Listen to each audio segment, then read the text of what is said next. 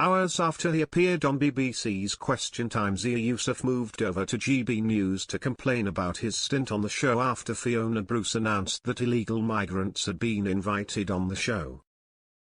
Speaking to host Alex Armstrong, Zia Yusuf encouraged people to watch it as he shared his rant, saying, "Just watch it. If you look at some clips circulating on social media, you can watch it.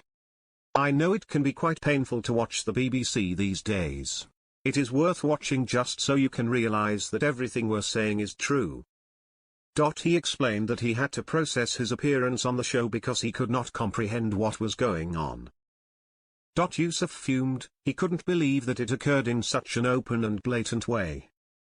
He referred to the man who was asked to comment, given his experience arriving in the UK on a small boat, stating, "The Iranian who was reading the statement on why Britain shouldn't leave the ECHR, at one point, started talking about the Northern Ireland Protocol."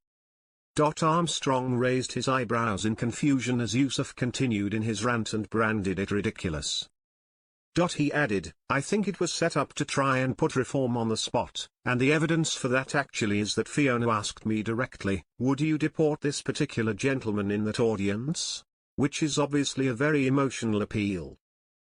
I get it, these are all human beings.